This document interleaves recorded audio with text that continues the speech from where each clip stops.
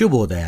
ದೇವರ ಚಿತ್ತಕ್ಕೆ ವಿಧಿಯರಾಗುವಾಗ ಯಾವ ರೀತಿಯಲ್ಲಿ ಅನಿರೀಕ್ಷಿತವಾದಂಥ ತಿರುವುಗಳು ನಾವು ನೋಡುತ್ತೇವೆ.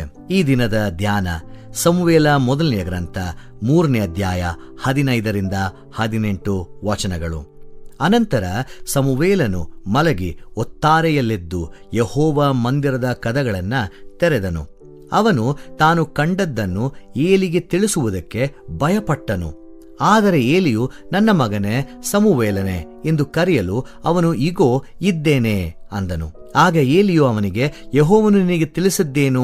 ಆತನ ಮಾತುಗಳಲ್ಲಿ ಒಂದನ್ನಾದರೂ ಮುಚ್ಚಬೇಡ, ಮುಚ್ಚಿದರೆ ಆತನು ಬೇಕಾದ ಹಾಗೆ ನಿನ್ನನ್ನು ದಂಡಿಸಲಿ ಎಂದು ಹೇಳಲು ಸಮುವೇಲನು ಒಂದನ್ನೂ ಮುಚ್ಚದೆ ಎಲ್ಲವನ್ನ ತಿಳಿಸಿದನು.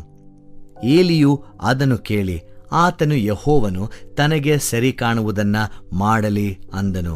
ಆತನು ಯೆಹೋವನು ತನಗೆ ಸರಿ ಕಾಣುವುದನ್ನ ಮಾಡಲಿ ಅಂದನು.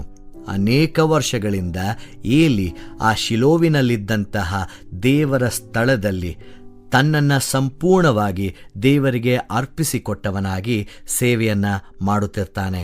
ಅನೇಕ ವರ್ಷಗಳು ಇಸ್ರಾಯೇಲ್ಯರನ್ನ ಆರಾಧನೆ ಮಾಡುವಲ್ಲಿ ಹಾಗೂ ಇಸ್ರಾಯೇಲ್ಯರ ಮಾರ್ಗದರ್ಶನದಲ್ಲಿ ಈತನು ನಾಯಕನಾಗಿ ಮುಂದುವರಿಯುತ್ತಿರ್ತಾನೆ.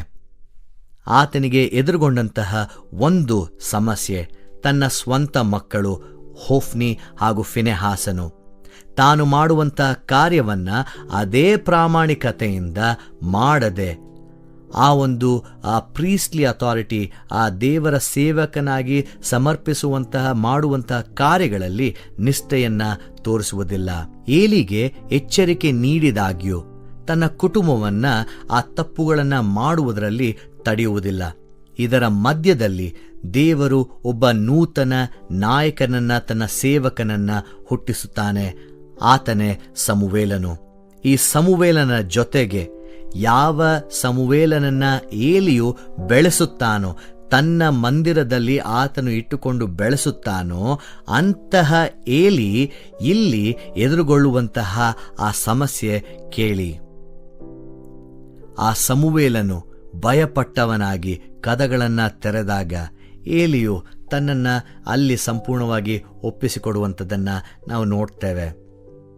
ಆತನು ಯೆಹೋವನು ತನಗೆ ಸರಿ ಕಾಣುವುದನ್ನು ಮಾಡಲಿ ಎಂಬುದಾಗಿ ಹೇಳುತ್ತಾನೆ. ಇಲ್ಲಿ ಹೇಗಾದರೂ ಏಲಿ ಸಮುವೇಲನನ್ನ ಆ ಮಾತುಗಳನ್ನು ಕೇಳದಿರುವ ಹಾಗೆ ಸಮುವೇಲನ್ನ ಅಲ್ಲಿ ಓಡಿಸಬಹುದಾಗಿತ್ತು, ಅಥವಾ ಬೇರೆ ರೀತಿಯಲ್ಲಿ ಆತನು ಪ್ರತಿಕ್ರಿಯಿಸಬಹುದಾಗಿತ್ತು.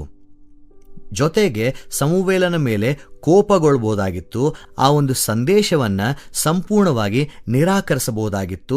ತಾನು ತನ್ನ ಮಕ್ಕಳು ಮಾಡಿರುವಂಥ ಕಾರ್ಯಗಳಿಗೆ ಸಮಂಜಸವನ್ನ ನೀಡಬಹುದಾಗಿತ್ತು. ಎಷ್ಟೊಂದು ಜನ ನಾವು ಸತ್ಯವನ್ನ ಎದುರುಗೊಳ್ಳುವಾಗ ಇದೇ ರೀತಿಯಲ್ಲಿ ಮಾಡ್ತೇವೆ. ನಾನು ಮಾಡಿದ್ದೆ ಸರಿ, ನಾನು ಮಾಡಿದ್ದು ಇದಕ್ಕೆ ಮಾಡಿದ್ದು ಎಂಬುದಾಗಿ ಹೇಳುವಂಥದ್ದನ್ನ, ನಿಲುವನ್ನ ನಾವು ಕಾಣ್ತೇವೆ. ಆದರೆ ಏಲಿ ಅದನ್ನ ಆಯ್ಕೆ ಮಾಡುವುದಿಲ್ಲ. ಏಲಿ ಅದನ್ನ ಮಾಡುವುದಿಲ್ಲ. ದೇವರ ಹತೋಟಿಗೆ, ದೇವರ ಅಧಿಕಾರಕ್ಕೆ ಅದನ್ನು ಗುರುತಿಸಿ ಸಂಪೂರ್ಣವಾಗಿ ತನ್ನನ್ನು ಒಪ್ಪಿಸಿಕೊಡುತ್ತಾನೆ. ಅದು ಬಹಳ ನೋವನ್ನ ತರುವಂತಹ ತೀರ್ಮಾನವಾಗಿದ್ದಾಗ್ಯೂ ಸಹ ಅಲ್ಲಿ ಆಗುವಂತಹ ಪರಿಣಾಮಗಳನ್ನು ಬದಲಾಯಿಸದಿರುವ ಹಾಗೆ ಸಂಪೂರ್ಣವಾಗಿ ಒಪ್ಪಿಸಿಕೊಟ್ಟು ಅದನ್ನು ಒಪ್ಪಿಕೊಳ್ಳುತ್ತಾನೆ. ಇಲ್ಲಿ ಆ ತಗ್ಗಿಸುವಿಕೆಯನ್ನು ನಾವು ನೋಡಿಕೊಳ್ಳಬೇಕು. ದೇವರ ನೀತಿಯ ಮುಂದೆ ತನಗಾಗಿರುವಂತಹ ಆ ವೈಫಲ್ಯವನ್ನ ಮುಚ್ಚಿಡದೆ ಸಂಪೂರ್ಣ ಹೃದಯದಿಂದ ಅದನ್ನು ಒಪ್ಪಿಕೊಂಡವನಾಗಿ ದೇವರಿಗೆ ಒಪ್ಪಿಸಿಕೊಡುತ್ತಾನೆ. ನಮ್ಮ ಪ್ರತಿನಿತ್ಯದ ಬದುಕಿನಲ್ಲಿ ನಮ್ಮ ಸ್ವಂತ ಮಿಸ್ಟೇಕ್ಗಳನ್ನು, ತಪ್ಪುಗಳನ್ನು ನಾವು ಎದುರುಗೊಳ್ಳುವಾಗ ನಾವು ಯಾವ ರೀತಿಯಾದಂಥ ಪ್ರತಿಕ್ರಿಯೆಯನ್ನು ನೀಡುವಂಥವರಾಗಿರ್ತೇವೆ. ಅನೇಕ ಬಾರಿ ನಾವು ಮಾಡಿದಂಥ ತಪ್ಪುಗಳಿಗೆ ನಾವು ಪರಿಣಾಮಗಳನ್ನು ಅನುಭವಿಸುತ್ತೇವೆ.